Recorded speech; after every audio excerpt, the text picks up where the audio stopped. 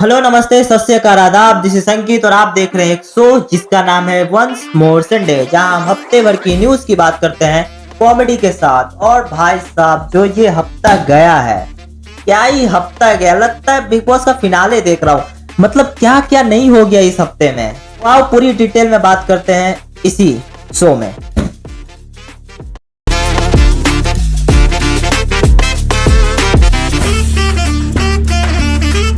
तो सबसे पहली खबर की बात करते हैं तो वो आ रही है पीएम मोदी की तरफ से, जहां उन्होंने इस हफ्ते एक स्पीच दिया जिसमें उन्होंने कहा कि आप जो है गोल्ड बाय मत कीजिए, साथ में आप जो खाना बनाने के लिए तेल यूज करते हैं उसको भी 10% कम कीजिए, साथ में आप गाड़ी में जो पेट्रोल वगैरह बनाते हैं मतलब गाड़ी का भी यूज कम कीजिए, जो शहर में रहते हैं वो मेट्रो वगैरह अपना यूज कीजिए, और साथ में जो फॉरेन ट्रिप्स करते हैं, मिडिल क्लास में बहुत ज्यादा फॉरेन ट्रिप्स का चलन बढ़ चुका है ऐसा वो कह रहे हैं, तो फॉरेन ट्रिप भी इस बार मतलब अवॉइड कीजिए और भारत में ही घूमिए।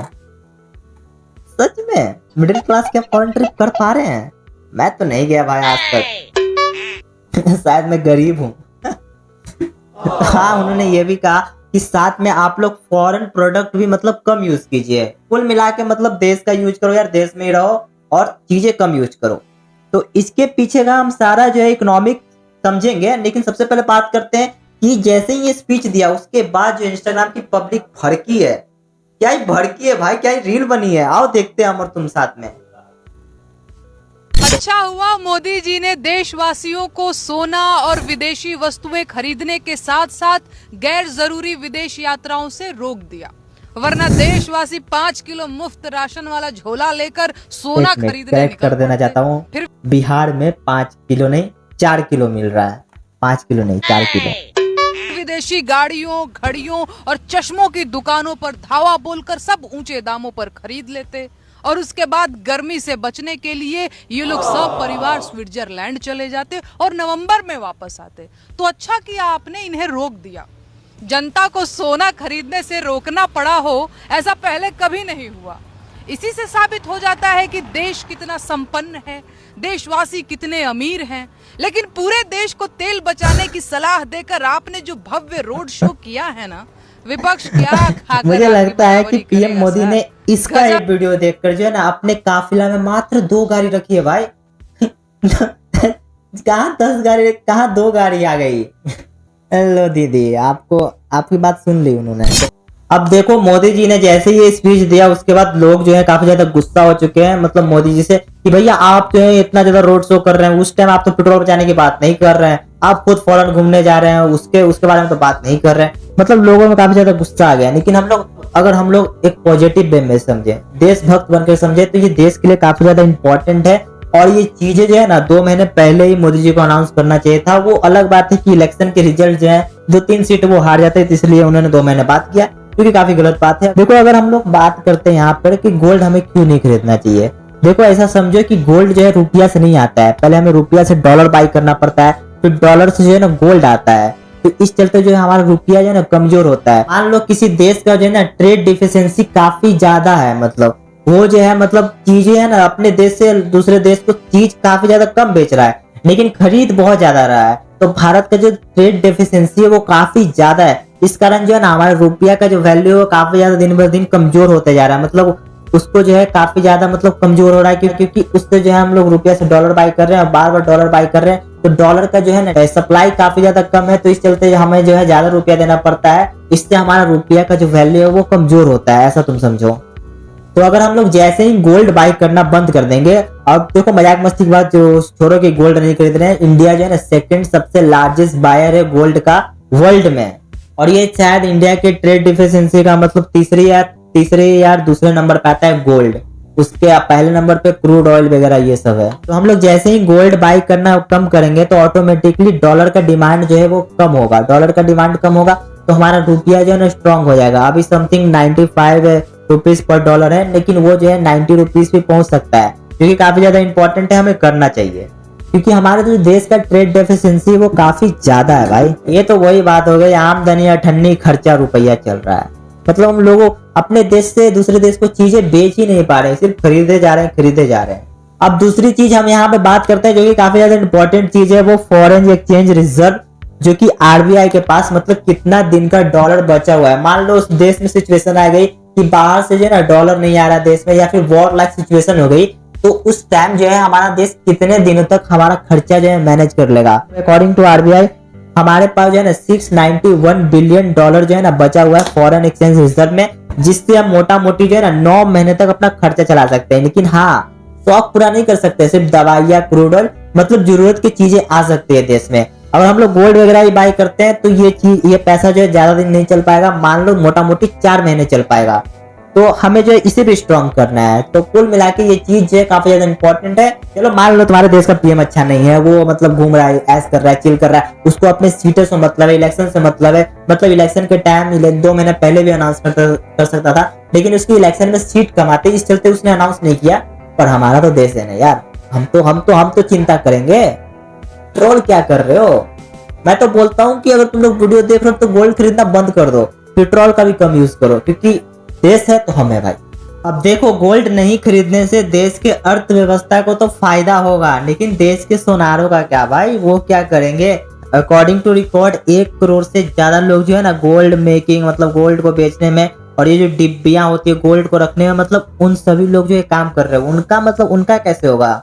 तो इसी पे लखनऊ के गोल्ड ट्रेडर्स जो है ना काफी ज्यादा प्रोटेस्ट करने लगे कि ये क्या कह रहे हो मोदी जी, हम गोल्ड आप नहीं खरीदने के लिए बोल रहे हो, हम क्या करेंगे? आप झाल मुड़ी का तो बिजनेस बढ़ा दिए, गोल्ड का कम कर रहे हो, मतलब प्रोटेस्ट चल रहा है। कि इसके लिए भी कुछ सोल्यूशन निकालना चाहिए पीएम मोदी को, जैसे डिजिटल गोल्ड में देश के लोगों को बोले कि आप इन्वेस्ट करें, एक सॉवरेन गोल्ड बॉन्ड करके कुछ आता है, उसमें इन्वेस्ट करने के लिए बोले, आपने लोकली लोगों से जाकर वहां से इन्वेस्ट करने के लिए बोले, मतलब ऐसा कुछ चला सकते हैं।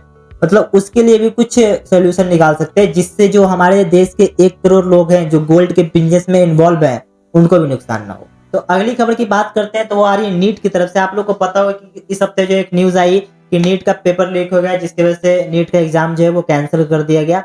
उसके बाद जो भाई स्टूडेंट भड़के हैं, क्या ये भड़के हैं भाई, मतलब वो लोग जो है दिल्ली के जंतर मंतर में, साथ में शिक्षा मंत्रालय, वहां पे जाके प्रोटेस्ट कर रहे हैं। पूरे देश में भी उथल पुथल चल रहा है इस मतलब न्यूज को लेकर के। काफी सारे टीचर भी काफी ज्यादा गुस्सा हो चुके हैं, जैसे आलोक पांडे, खान सर और भी काफी सारे टीचर हैं जो काफी ज्यादा गुस्सा हो चुके हैं इस पेपर लीक के चलते। और साथ में बात करते हैं तो इस पे हमने भी वीडियो बनाया हुआ है, हमने सारा कुछ बताया है कि कैसे जो है पेपर लीक का मास्टरमाइंड कौन था, और साथ में पेपर लीक जो होता है उस पर स्टूडेंट पे क्या असर पड़ता है, पब्लिक पे क्या असर पड़ता है और पूछता है, सारा कुछ हमने जो है ना बताया हुआ है। तो मैंने डिस्क्रिप्शन में उस वीडियो का लिंक दे दिया हूँ, आप लोग जाकर देख सकते हो। तो अब अगली खबर की बात करते हैं, तो वो आ रही पटना से, जहां पे एसबीआई के एटीएम में एक हेयर सैलून खुला हुआ था और लोग वहां पे बाल कटवाने जाते थे। मतलब कैसा फनी चीज होता होगा, लोग पैसा भी निकाल रहे हैं, साथ में बाल भी कटवा रहे हैं। हाँ भैया पैसा निकल गया, थोड़ा लो बाल भी थोड़ा काट दो। देखो ऐसा नहीं है, असल में हुआ क्या, कुछ रीजंस की वजह से ना जो है एसबीआई का मतलब एटीएम जो है वहां पे बंद करना पड़ा।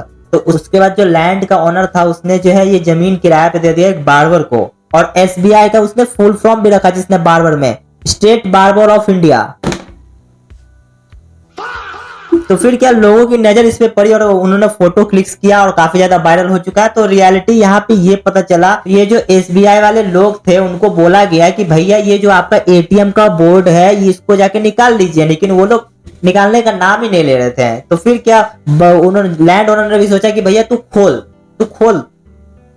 बाल काटने का मशीन, यहाँ पे ही खोले। और फिर क्या ये बहुत ज्यादा वायरल भी हो चुका है। उसके बाद एसबीआई वालों को शर्म लगी, लाज लगी, पता नहीं नजरों में अपने गिर चुके हैं। उसके बाद जो है अपने बंदे लोग को भेजा और साथ में वो बोर्ड भी हटा दिया गया। तो अगली खबर की बात करते हैं, तो वो आ रही है नेपाल से, जहां पे नेपाल के पीएम बालेन शाह ने इंडिया के फॉरेन सेक्रेटरी से मिलने से मना कर दिया।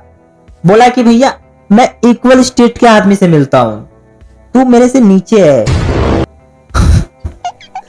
असल में होता है क्या, इंडिया के फॉरेन सेक्रेटरी जो है मिलना चाहते थे नेपाल और इंडिया के बॉर्डर डिस्ट्रीब्यूशन से रिलेटेड, लेकिन उन्होंने मना कर दिया बोल के कि मैं जो इक्वल स्टेट के आदमी से मिलता हूं। तो उसके बाद क्या है, लोग बोलने लगे कि भेजो एमसी स्टैंड को, भेजो हनी सिंह को, या फिर भेजो बादशाह को, या फिर भेजो कृष्णा को नहीं, वो तो ज्यादा है क्योंकि उसकी बुद्धि गर्म रहती है ना कृष्णा की, उसको मत भेजो, लेकिन एमसी स्टैंड को भेजो।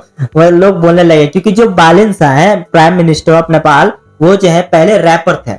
तो मेरे हिसाब से काम करो, पाकिस्तान से भेजो तलांजुम को, इंडिया से भेजो एमसी स्टैंड को, और बालिन साहब तीनों मिलकर एक रैप सॉन्ग बनाओ, मजा आएगा। अगली खबर की बात करते हैं तो वो आ रही है नैनीताल से, जहां पे नैनीताल के एक आदमी ने कुछ टूरिस्ट को कॉल आउट किया खुले में यूरिनेट करने की वजह से और खुले में बियर पीने की वजह से। वीडियो देखो। अरे हेलो, तुम लोगों ने पी रखी क्या? तुम लोगों ने ये क्या कर रहे हैं? इधर देखो भैया। हेलो, नहीं प्रेशर ज़्यादा बनना बहुत अच्छी है। कहाँ से आए हो लोग? आए तो अच्छी जगह से, दिल्ली से। दिल्ली हो? ऐसे ही करते हो? नहीं नहीं ऐसे ही करते हो? दिल्ली में भी ये करते हो? शर्म नहीं आती आप लोगों को? हैं यहाँ पे लोग चल रहे हैं, तुम्हें दिख नहीं रहा? मैंने इसलिए उनको सामने वो बना रखे हैं, शौचालय बना रखे हैं। इधर वो सामने शौचालय है। 3 लोगों से पूछा तो ढूंढ भी तो सकते हो। कितने पढ़े लिखे हो? नौकरी करते होगे या बिजनेस करते होगे? सॉरी भाई, चलो सॉरी। नहीं शर्म नहीं आती तुम लोगों को यार? ये लोग देखो यहाँ पे सब बियर पी रहे हैं लोग। इन लोगों ने ना ड्रामा बना रखा है। घूमने आते हैं ये लोग और यहाँ जो है पहाड़ों पे, नैनीताल पे जो है बियर पीना इनको वो अच्छा लगता है, झील के किनारे। भाई पूरे पिए हुए हैं। बाकी ये सब चीजें करना गलत बात है यार। आप दिल्ली में रह रहे हो, दिल्ली में भी नहीं करो, साथ में नैनीताल जा रहे हो तो वहां भी नहीं करो यार। उनके जगह का रिस्पेक्ट करो, साथ में पहाड़ों को साफ रखो यार। मैगी खाओ, क्या दिक्कत है? बियर क्यों पीना है? बियर पीना तो जाके रूम में पियो, पेशाब करना है तो जाके बाथरूम में करो। झील में ही मुंह दे रहे हैं ये। दिल्ली की यमुना को तो गंदा कर ही रहे हैं, नैनीताल की झील को भी गंदा कर रहे हैं। दिल्ली से हैं। देखो इस हफ्ते नीट का रिजल्ट आए ना आए, लेकिन एक बहुत बड़े एग्जामिनेशन का रिजल्ट आ गया। उसके टॉपर का फेस भी रिवील हो चुका है। नंदना प्राइमरी स्कूल से ये इमेज आ रही है, जहां पे क्लास 1 के स्टूडेंट जो है टॉप करते हैं, उनको कांग्रेचुलेशन किया जा रहा है। क्लास 1 भाई बहुत बहुत हाई लेवल है, इनको सरकारी नौकरी लगने वाली है। कंपटीशन का एग्जाम देकर ये टॉप किए हैं भाई। गजब ही चल रहा है भाई। मतलब क्लास 1 में भी अगर इतनी कंपटीशन चल जाएगी तो ये तो 10वां आते आते पता नहीं क्या कर लेंगे। और यही रीजन है कि लोग, जो बच्चे कैपेबल नहीं है जो चीज करने का, पेरेंट्स उनको जबरदस्ती या ढकेल देते हैं। इससे जो है काफी सारा सुसाइड का मामला भी आता है। तो ये गलत चीज है, इसको रोकना चाहिए और रूल भी बनाना चाहिए कि जो बच्चा को जो करने का मन यार करो यार, क्या दिक्कत है? मतलब पढ़ाई नहीं हो रही तो नहीं हो रही है, ये बचपन से ही कंपटीशन लगा दे रहे हैं। नंदना प्राइमरी स्कूल, अगली बार नर्सरी का पेपर जो है ना क्लियर होना चाहिए नंदना प्राइमरी स्कूल से। अब अगली खबर की बात करते हैं तो वो आ रही है उत्तर प्रदेश के कुशीनगर से, जहां पे एक मेड इन पाकिस्तान फैन मिला एक मदरसा से। तो होता क्या है, मदरसा का एक फैन जो है खराब हो जाता है तो उसको जो है रिपेयर करने के लिए भेजा जाता है। और जो रिपेयर कर रहा था वो आदमी नोटिस करता है कि भाई इस पे तो मेड इन पाकिस्तान लिखा हुआ है। तो फिर क्या, उसने जो है ना पुलिस वगैरह को कंप्लेन किया। फिर पुलिस वगैरह जो है ना उस मदरसा के मैनेजर को अरेस्ट वगैरह कर लिया। उनसे पूछताछ किया कि पाकिस्तान का फैन तेरे पास कैसे आया रे, कैसे आया? पाकिस्तान का फैन तो सिर्फ एक ही है, वो है खुद पाकिस्तान। पाकिस्तान का फैन कौन बनता है भाई? मजाक मस्ती हटाते हैं साइड में। उसके बाद जो है ना ये मैनेजर से पूछताछ किया जाता है तो उसका पता चलता है कि ये जो पंखा है एक दुबई में रहने वाले बेटे ने अपने पापा को भेजा था। तो उसके पापा जो है ना पंखा का हवा खाते खाते बोर हो चुके थे, तो उन्होंने जो है ना मदरसा में दान कर दिया था। तो ऐसे आया पाकिस्तान का फैन इंडिया में, समझे? वैसे भी समझने की कोई जरूरत नहीं है, पाकिस्तान वाली बात है, गोली मारो। अगली खबर की बात करते हैं तो वो आ रही है विराट कोहली की तरफ से, जहां पे विराट कोहली के साथ पॉर्न स्टार ने ये फोटो डाला कैंड्रा लस्ट, जो कि बताती है got coffee and good conversation. और उसके बाद क्या, कमेंट में भी लोग शुरू हो गए हैं कि एक वीडियो तो इनके साथ भी बनता है, चौके छक्के तो अब लगेंगे, अब तो असली सेंचुरी लगेगी विराट भैया की। लेकिन जोक सुसाइड देखने से ही पता चल रहा है कि ये फोटो जो है वो एआई जनरेटेड है। और खबरदार किसी ने अगर कमेंट में लिख दिया कि एआई जनरेटेड वीडियो भी आ सकता है, मार दूंगा। देखो विराट सिर्फ स्टेडियम में चौके छक्के लगाते हुए अच्छा लगता है, लेकिन तुम कमेंट में लिखो क्या ये एआई जनरेटेड है या फिर रियल भी हो सकता है। अगली खबर की बात करते हैं तो वो आ रही है आलिया भट्ट की तरफ से, जहां इस हफ्ते उन्होंने अपना इंटरनेशनल बेइज्जती करवा लिया। असल में होता क्या है, वो इस हफ्ते कैंस फिल्म फेस्टिवल 2026 अटेंड करने गई थी। लेकिन जैसे ही वो वहां पे गई, अपना ड्रेस वगैरह बढ़िया पहनकर एकदम मस्त लग रही है, तारीफ करना चाहिए यार, कोई सुंदर दिख रहा है तो वो जो है वहां पर जैसे ही गई तो वहां के जो पापाराजी से, यहाँ जो मलाइका मैम करते हैं ना, हाँ वही वो अंग्रेज लोग के पापाराजीज। तो वो जो है ना आलिया भट्ट को भाव ही नहीं दिए और आलिया भट्ट बेचारी अकेले ही पोज मारते रही, उड़ता ही फिरूं इन निगाहों में कहीं। उसके बाद सोशल मीडिया पे ये वीडियो बहुत ज्यादा वायरल हो जाता है, कोई बड़ी बात नहीं है, कुछ भी वायरल हो जाता है। उसके बाद जो है ना काफी सारे लोग आलिया भट्ट को ट्रोल करने लगे, अबे तुझे जानता ही है कौन है बाहर में, तू तो सिर्फ इंडिया में ही फेमस है कि तुझे तेरा का पहाड़ा नहीं आता। But I defend Alia Bhatt. जो लोग कमेंट कर रहे हैं कि आलिया भट्ट पे कि इसे कोई नोटिस नहीं किया, तुझे कौन नोटिस कर रहा है बे, तुझे तो तेरी क्रश भी नोटिस नहीं करती है, तुझे तेरी तेरे पास तो पैसा भी नहीं है भाई। उसका पति रणवीर कपूर है, खुद एक्ट्रेस है, उसका बाप महेश भट्ट है, बहुत पैसा है उसके पास, पैसा तो सब कुछ है, तेरे पास तो पैसा भी नहीं है, तुझे क्रश नोटिस करती है, तू क्यों कमेंट कर रहा है। पेटीएम पर 500 रुपए। चलिए अब चलते हैं अगली खबर की तरफ। अगली खबर की बात करते हैं जो कि काफी ज्यादा शॉकिंग है। असल में होता क्या है, 24 अप्रैल के दिन दो कपल जिनका शादी होने वाला था, एंगेजमेंट हो गया था, वो जो है एक पार्क में बैठे हुए थे, तो अचानक से 3 लोग आते हैं और तीनों लोग जो है ना गंदे तरीके से बहुत ज्यादा मारपीट करते हैं और जो लेडी थी उनके साथ 3 घंटे तक गलत काम किया गया। और बताया ये जा रहा है कि उनमें से जो मेन आदमी था वो था बबलू और वो दुनिया के सबसे बड़े पॉलिटिकल पार्टी का वहाँ का लोकल लीडर भी था। तो अब इतना सब होने के बाद जो हमारे भाई थे वो चले गए वहाँ के लोकल पुलिस स्टेशन में कंप्लेन लिखवाने के लिए, लेकिन वहाँ के जो पुलिस थे उन्होंने उनका कंप्लेन भी नहीं लिखा और साथ में जो है ना उनका इंसल्ट भी कर दिया। लेकिन फिर भी हमारे भाई ने जो है ना हिम्मत नहीं आ रही और वहाँ के लोकल एसपी के पास चला गया। फिर उनके कहने पर जो है ना एफआईआर दर्ज की गई और फिर पुलिस जो है 2 लोगों को तो पकड़ लेती है, लेकिन वो जो बबलू था वो जो है जंगल में जाके छुपा हुआ था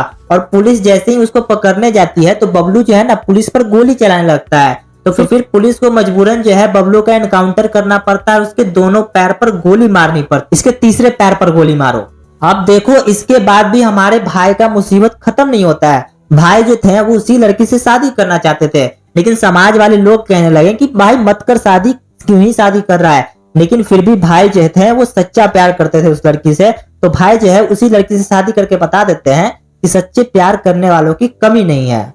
तो हाँ जी, आज के शो में बस इतना ही। अगर आपको शो अच्छा लगा हो तो कीजिए सब्सक्राइब और घंटी बजाइए और साथ में लाइक बटन भी दबाइए और साथ में कमेंट में अपना फीडबैक भी दीजिए कि क्या शो के ड्यूरेशन को बढ़ाया जाए, 30 मिनट तक ले जाया जाए क्या। तो ठीक है, अब चलता हूँ और मिलता हूँ आपसे अब अगले संडे को the once more Sunday show में।